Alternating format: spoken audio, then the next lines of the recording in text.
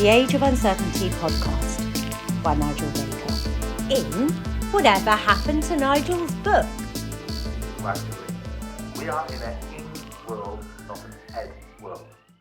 We are in a scaling world, we are not in a scaled world. We are in a changing world, we are not in a changed world. You may all know, and if you don't, I'll put a link here on the screen. I've started writing a blog again, and it's basically going to turn into a book on agile transformation, a book on agile organizations, a book on agile changing, a book on ing. Not ING, the Dutch company, I mean ing, because it's a big thing for me, is ing. Hello and welcome to the latest episode of the Age of Uncertainty podcast. Atlantis, El Dorado, a bottom-up self-organising implementation of SAFe. All of these myths and legends pale in comparison to the greatest legend of all. Nigel is writing a book. So where is it? So, why no book? Well, if we apply Occam's razor, the simplest explanation is usually the best one, which is, I think, actually applying Occam's razor to Occam's razor, but I digress. The simplest explanation would be laziness. Now, I think that's unfair on me due to the fact I've written a book before, Building Effective Agile Organizations. But there is an element of truth to this. Not so much laziness, more a lack of motivation. And I think that lack of motivation could have been driven by other aspects. The first aspect is time. I have had many other draws on my intention, and a book is not a small endeavour. The second aspect is quality. I am not actually a great writer. Writing that first unpublished book, I realised at the end I didn't really have a voice a great writer would have. I originally wrote in a very sort of terse and dry style that didn't communicate the sort of nuances and potential complexities of the idea. Perhaps that was because I lacked the depth or experience or even the imagination to communicate it at the time. Or maybe I was a bit worried about waffling, which I feel I'm doing a bit now. In my blog, I was trying to experiment with finding a voice. Because if I actually write how I speak, we could end up in a hell of adverbs, subjunctives, commas, semicolons, and lots of bracketed asides. And that's how I feel my blog is at the moment. Yet in my first book, I hired, and stopped before I paid them, a super famous agile editor. And they turned my sort of incoherentness and abuse of the English language into something more standard and more proper. But I actually quite liked my turn of phrase. I liked how I misshaped sentences and syntax. And the sanitized version felt a little bit less like me. So the quality of the work, both that first and second time round, is a concern. I have read a few agile books that were incomprehensible because of the writer's lack of basic English. The third aspect is actual content. My first book was a hodgepodge of ideas for changing organisations, heavily based on my then cutting edge, now very dated experiences as a lead agile coach in the heart of one of the first and biggest agile transformation programs. Its baseline was applying John Kotter's work on change management into agile change. Now this sounds obvious now, but I can confirm that back then the agile space was quite naive and inexperienced and not exposed to the vast knowledge of the change industry. Then the book grew in a second big revision with the explicit addition of ideas around large-scale agile projects. I had evolved a range of ideas on that from 2007 up to 2011 when I ran a workshop on these ideas for one of the Scrum gatherings. The name was Scrumbrella, which I still feel is one of my greatest achievements when I mentioned it to Jeff Sutherland at the 2007 Portland Scrum gathering as a name for his new Meta-Scrum approach.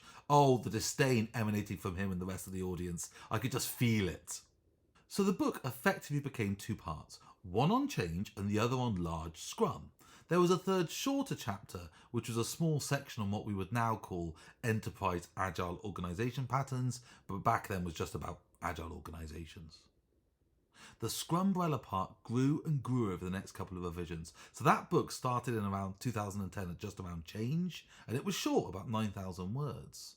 It had that huge second rewrite adding Scrumbrella in 2012, just before the birth of my first daughter. Then I had a bit of an obvious gap, and another big revision with adding lots more agile bric-a-brac across 2013 and 2014 after the editor had started working on it. And then I stopped.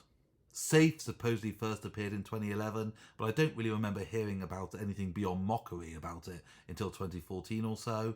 But this was definitely a product that had started to step into the space I had dreamed the Scrumbrella may fill. Baz and Craig's work on scaling agility was interesting, but still quite wide-ranging in scope and lacked productization, and I felt a scaling approach would need to have productization, something snackable on like Scrum, that would be easy to understand, but perhaps hard to master. And within a couple of years, along came their productization of the earlier work, Less. This squeezed any dream I may have had that part of the book reaching some sort of appreciative audience, and so my mind went elsewhere. Now, we could use the excuse that I had 2 children at the time and simultaneously lost my 2 parents, but that's just an excuse. The fact was I struggled for a strong, compelling vision of that book, and when I thought I had found it, it flew right past me at great speed. So book 2 would need to be a different book. Oh, does it? See, I've forgotten who suggested it, but someone on LinkedIn inspired me to the idea of relaunching the old book, but in a style where I'll be commenting on it from the point of view of now. A lot of that book was limited evidence, one company or team, or no evidence. It was pure speculation. And we could see now whether it was correct, semi-correct, or just plain wrong. And that gave me some energy. I thought I could upload chapters onto this new blog, critique them, and then that would be a really interesting way of looking at how things are changing in our agile world of work. If you have ever read my blog, and judging by the views, the answer is no, you haven't, you can see I even used a naming convention of like Nigel 2022, Nigel 2018 to communicate these different ideas. But that trope of an idea was quickly thrown aside until a more general focusing on this idea of ing. Changing, scaling, evolving, going from it has happened to it is happening. And we could discuss the approach of scaling as an ing activity, as growth. Or changing, the act of businesses evolving to better or newer states in perpetuity rather than big one-off change programs. We could talk about how teams evolve and improve, and how coaches evolve and improve, how some agile practices fall in and out of favour, how some approaches are fundamentally wrong for the problem they're trying to solve, and so on. So if you look at that Nigel scale, and again, the videos are everywhere, over time, but putting Nigel scale over time really opened my eyes to a completely different way of looking at what we do, why we do, and how we do it. And that's a fascinating journey. A journey I am still exploring. So if the concept is WIP work in progress, then the book needs to stay WIP work in progress. And if the concept is WIP work in progress, the timeliness and uncertainty of these ideas, how could anyone write a book on it? It would be the definition of a 2D snapshot of a 3-dimensional world. Would a book be a crime against the morality of the entire idea? Should such an idea have to stay in a shifting format by its very nature? Does it just need to be a wiki over a paper? And why a book anyway? Most agile books are self-published vanity projects. Look at the viewing figures on this video. I'll be highly surprised if it breaks 36 views. No publisher has ever approached me to write anything. And so this would likely be, an act of self-indulgence. I have a family member who wrote a sequel to one of the most famous literary works of the 20th century. It hasn't sold anything, and thank God for that, because the original publishers haven't noticed, which has probably saved their skins. And even the good agile books are bad.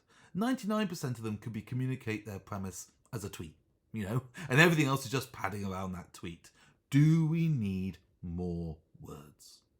So you can see from a practical, a philosophical and a principled point of view, I'm not sure the bookshelves of the world need another flight of fancy. So what's instead? So in terms of interactive content, this ing work is still existing in my workshops. If you come to my Scrum Master, my Advanced Scrum Master, or the new Certified Scrum Professional Scrum Master I'm doing with Paul Goddard, you will see this work available. I also really want to do it in bespoke workshops. So if you want that, give us a call. We can come and do that with some of you and really deep dive this stuff in the format it's supposed to be done in. Nuanced, delicate, interactive dialogues as a team discussing and learning. In terms of these videos, well, this video is the penultimate in the current series, and looking at the viewing figures, though I enjoy making them immensely, genuinely this is the greatest joy I have in my work life, I may have to say there will be no more after this series. In terms of effort versus return, beyond the creative process, it would probably be cheaper for me to individually Zoom each of you with whatever you want and have your own individual episodes. So I'm planning to continue to blog. You'll probably see me at the occasional conference, and perhaps I'll find another way to entertain and enlighten. So here we come. That's what I wanted to tell you. Why the book isn't here, why the book may never appear. It doesn't mean the ideas won't. It may just mean it doesn't turn up in a silly little funny format like Pun Mastery did.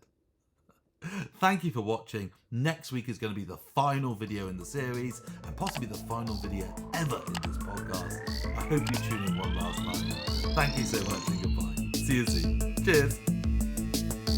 Next episode, playing games with Scrum.